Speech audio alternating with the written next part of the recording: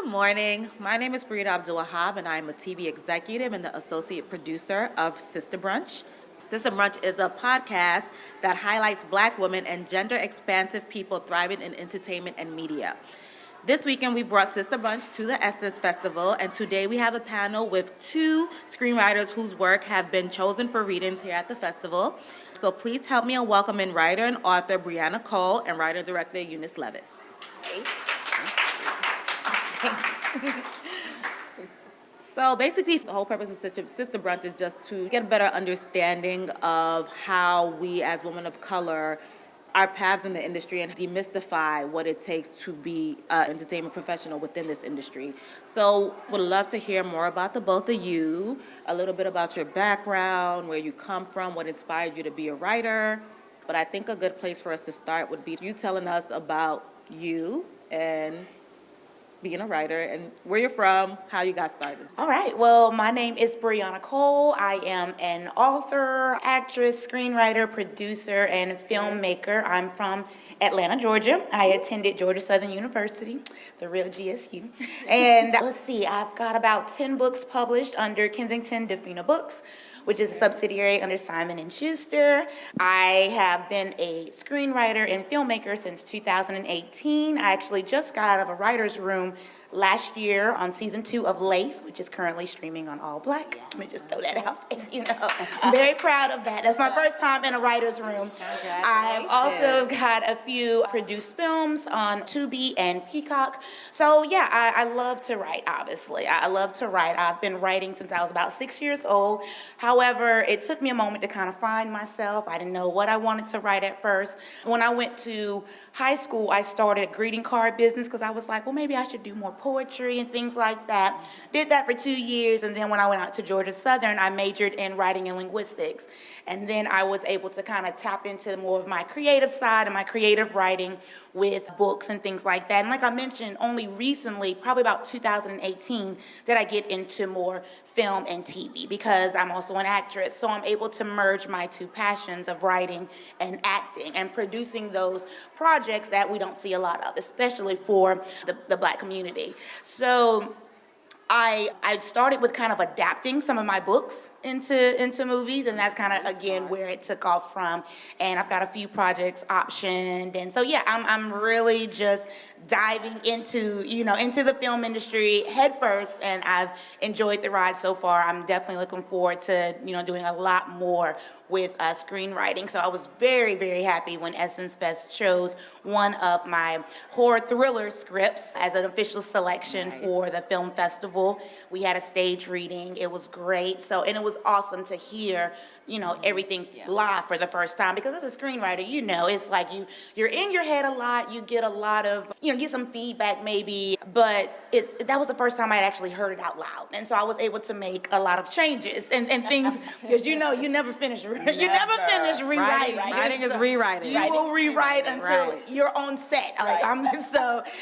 So that was great to hear. So yeah, that's kind of me in a nutshell on a professional level. I'm also a proud member of the illustrious Delta Sigma Theta Sorority Incorporated, and I am a proud mother of 3 boys.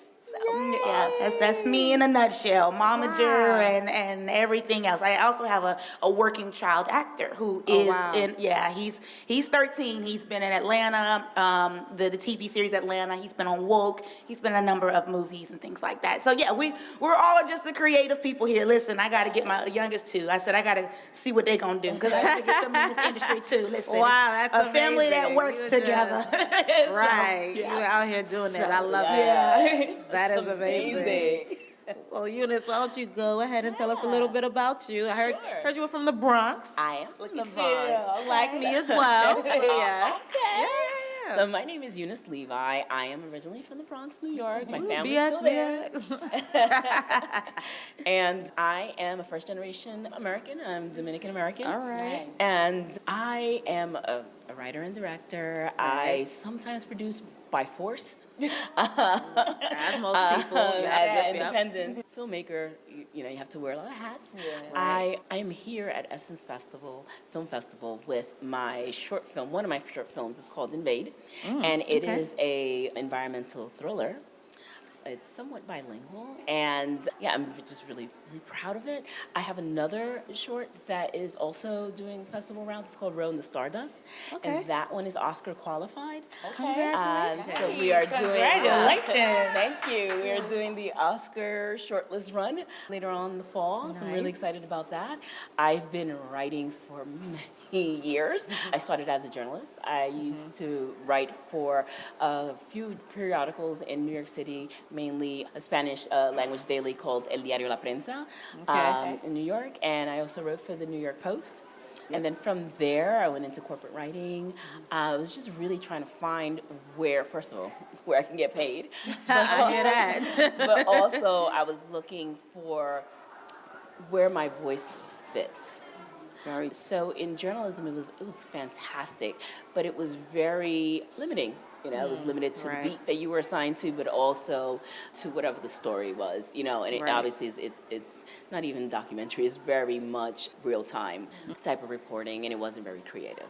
I feel you. So that would be unethical to make it creative. Right. So I went back to school. I went to NYU, and I got my graduate degree there. And then I just jumped in head first, as similar to Right. Briana, and started writing all things. I'm very much a genre person. Nice, I love okay. sci-fi and horror and fantasy. Ooh. That is my bag. I do a lot of diaspora work. I love Nice. bilingual. I love to just have bilingual work. Right. So right. whether the characters are speaking in English and Spanish and English and French, and I just love that. Just because, the diaspora is thriving. Right. We are many things. Right. And we belong everywhere. So one thing I wanted to ask you two about, because you both mentioned that you started out your career, like you were writers, you were always creative, you started out in journalism, you started out, majoring in English and like writing greeting cards and poetry, which is amazing. And then you both said you jumped in head first. Yeah. So my question to you is, what was the turning point that made you realize, what influenced you, what inspired you, what was that trigger that made you realize, I need to be a screenwriter, I want to tell stories for the screen? What was that point? I think for me, like I mentioned, as an actress, I came from theater, and I kind of moved on into film. Okay, theater all day. Yeah. But I definitely got into more film and TV. And I think for me, I can't even put it to just one little catalyst. I feel like over time I began to see that there were more stories out there that I felt that needed to be told, And it was one thing that I have been taught in my groups and workshops, my acting groups and workshops and things like that, is that if you're having trouble, kind of getting those auditions and acting, which is very competitive, in the industry, but it was like, make your own content, make what you would want to act in, make what you would want to do. Right. And then, of course, after, I think what really was profound for me is after the Insecure season finale, and then there was a huge documentary after that, where Issa Rae spoke about that same thing, basically, where, she was gonna make her own content, and put it up on YouTube and kind of, got started through that trajectory. And if you think about it, so did Tyler Perry, so did Quincy Brunson. Like this, it's just the stories that are out there, that's fine, but if it's something that I need to say, that I wanted to say it, know? So I just stepped into it. Like I said, I think I started with a short film, and I put it up on YouTube, and it was okay. It was good it was a good start, but I just continued to learn and grow and network and just feed and thrive off of other screenwriters that I came in contact with, so I could just really enhance my skills, because I knew I wanted to be, kind of do it even more. So when I started doing pilots, and then I started doing feature films, and it's just like, I said, you cannot slow me down. Like, it's just one thing that's gonna motivate me. Tell me I can't do it. Right. That's But yeah, attitude and energy you need to have. You absolutely. Know what I mean? Especially So yeah, it just kind of was like, I mean, if not now, when? That's one thing too. And forgive me, I am long-winded. Y'all gonna have to rein me down. I will keep talking. But one more thing, because I know I want to hear what you have to say too. But one more thing I wanted to mention is that something that I remembered from Georgia Southern, it's always stuck with me in my marketing class. He mentioned that it was so know that Nike slogan was so influential because it spoke to everybody. Just do it. Well, just Right. do whatever it is. I want to be a screenwriter. I want to do hair. I want to be an actor or whatever the case may be. Just do it. And so I kind of would just sit there like, what am I waiting for? Like, what am I waiting for? So yeah, I just said, hey, I'm just going to just go into it and just try, and I'll fail, and then I'll try again, and I'll learn, and I'll grow, and then I'll fail, and then I'll try again, Right. It's all and part of just, the process. just do it, That's part of it. Absolutely. Yep. Wow. That's incredible. Girl, listen. I'm telling you. For me, so as you know, from New York, for me, my moment was Spike Lee. Being on the set of Spike Lee, just seeing him, he made film accessible to me. He filmed in the communities that I hung out with, people that I knew and with people that looked like me. He understood what made the fabric of the community, and I really love that. And then the moment that really changed, it's very much full circle for me. So the lead in Invade, his name is Elvis Nolasco. Folks might know him from Godfather of Harlem and She's Gotta Have It and Clockers and An American Crime. Nice. He's been in several of Spike Lee's films and TV shows, but I didn't know that he was Dominican like me. And then one day I discovered that, and I was like, we really are everywhere. And it was just a moment of like, how many more of us are out there? How many more stories can we amplify? Who can I be Elvis for? Right. Who's gonna see themselves in me? And then that sprouts, that becomes a seed, and they start to develop. So very much in line with just New York guerrilla filmmaking. Right. That's what kind of Running fed and it gunning. for me. That's So it what was we very do, early yeah. for me. It's definitely Gotcha. in high school and middle school. Okay. So one thing I saw you both mention was that you want to see more of yourselves on the screen. Like, how do we see more of ourselves? And it seems like the only way to do it is to be the one to create it. Yeah. With that said, there are many different stories we can tell across the board, and I feel like Hollywood has a way of just having us tell only one story, and most of the time it's mostly traumatic. Yeah. So I want to ask you you mentioned that you're into sci-fi and horror. Yes. What are the types of genres that you're into, and what would you hope to see more of the screen? What types of stories? So I love stories where we have atypical protagonists. I like, so for example, in Invade, the lead is an undocumented scientist. In Row in the Stardust, it's a grandmother in her 80s, and she is an engineer. And I want to see people stretch characters. I want to see women working with their hands, working with tools. I want to see us in different worlds. I want to see us slay dragons. I want to see us, build rockets. I want to see us, I love the ability in genre to do anything and stretch the imagination and inspire change. And it's a little bit of a fire starter, right? When you're able to not be restricted by reality, it helps you imagine a better place, a different place, and it might spark something where, and question things. Right. Why are things this way? And it's just so limitless, and I love that about genre, and I think that is, it's so freeing, and it's almost like what story is for, right? We as humans, we have story, make sense of the world through story, and that is the purpose. Right. The story also allows us to expand. Exactly. If you see it, you have a better understanding of what you can be and what you can do, where you can go. So yeah, I definitely agree with that. Definitely. Agree. And very similar to you, I love to watch everything. Yeah. I love to watch everything. I love to read everything, so my kind of thing is I'll write whatever it is I gravitate to, As I mentioned, Sundown is a horror thriller about a mother and son who are terrorized by KKK members. And it is definitely a racially charged narrative. And the thing with anything that comes from Briana Cole, you'll see a little bit of myself inserted into each story, each narrative, in some way, shape, form, or fashion. Yes. And that idea came to me for Sundown over something that I experienced. As small as it was, it just kind of blossomed and flourished from there. So but then at the same time, that's a horror thriller. I've also written a rom-com. I've also written a Christmas movie, which was a lot of fun as well. That's been optioned. So, and I'm playing with an idea for a dystopian film because I love Hunger Games. I love Divergent, those types of, dystopian movies. So I'm playing with that. So like you, I just want to see, just, I'm not going to even say just limited to one genre, because again, we have a lot of, industry individuals who've paved the way for us. Yes. I just want to kind of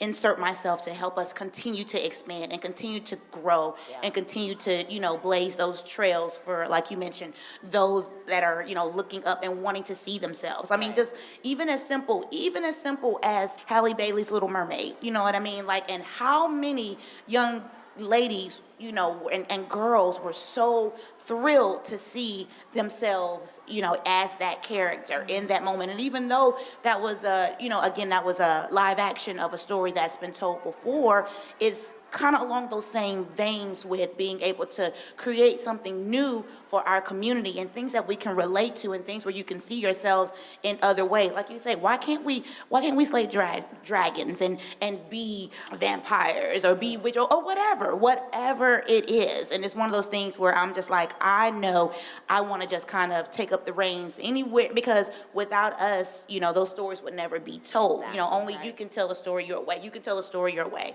I can tell a story my way. So if we don't do it, it won't happen. And it's one of those things where it's like, if I get an idea, I'm a research it if I need to, and I'm gonna write it. Like, I'm gonna write it. So. Exactly. Absolutely, I 1,000% agree. And I love the vision, I love the goal, but let's not forget to talk about the challenges, especially as women of color. Yeah. How do you stay motivated, and how do you keep going? What makes you, because this is it's not an easy industry. No. As a TV executive, I can tell you, I'm just like, whoo.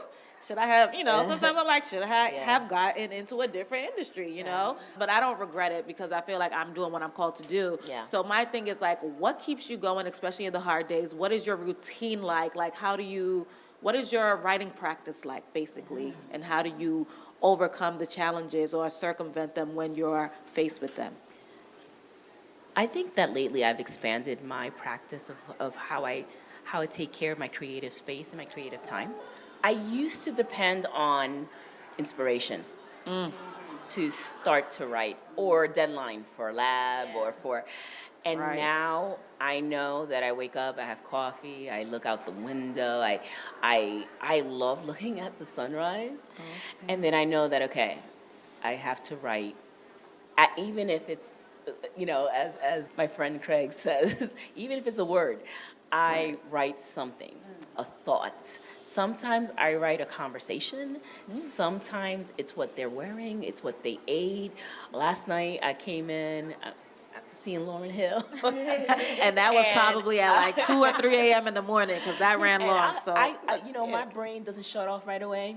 And I wrote a conversation about my character and how she felt after seeing Janelle Monáe perform. Okay. And it was just a feeling that I wanted to retain. So I do that a lot. I use notes to retain kind of what I want to do, but I have a schedule for writing now that I try to respect no matter what. Good. Yep. I take breaks. If it's not coming, it's not coming. I'm not going to sit there and harm myself. Right. But it's important to have peers. My circle is awesome. I feel super blessed to have them. There are people who understand. Most of them are ahead of me, but they're my colleagues. Right. And I call on them and I ask for not even advice. Sometimes I just want to be heard. And I get little messages here and there like, hey, I saw this, I thought of you, or maybe this will help, or why don't you call this person? It's your circle of people, that village, is really important to retain your sanity. Sometimes it's just about going and having a walk, meeting for a slice of pizza. It's your village is really important. I think that self-care element of it is really important, and I don't think that we've really learned how to nurture that. That's real. And so that's what I'm going back to. And another thing, like, I get massages now. Okay, that's cute. I get, you know, I do a lot of little things for myself now that I didn't do before, because it was almost like the art was pain, and now it's just a release. That is beautiful. I think my process is, very similar to yours in a lot of ways. I must say, absolutely, that village is very important. Like, I have very supportive family and friends who are constantly pouring into me. And one thing that I've said before is, like, you can't pour from an empty cup, you know. So I definitely have, a support system, which I'm very, very proud of, that pours into me. And, kind of when I'm getting a little bit discouraged and, they're like, excuse me, you better get into it. And then when I look at my kids, like I said, my kids are 13, 11, and 3. So it's one of those things where I look at them and, it's certain things that they may say to me that makes me realize that they're looking up to me, and they're watching me. They're watching how I handle things. They're watching, what I do, and how I manage and things like that. So I'm proud to be their role model in that regard. As far as my other motivation as well, I lost my sister 2 years ago. She was 28 years old. It was absolutely unexpected and very, very traumatic. However, it's things like, my sister was my biggest cheerleader all my life, my biggest cheerleader. And even though she was younger than me, she and I had a bond and relation like no other.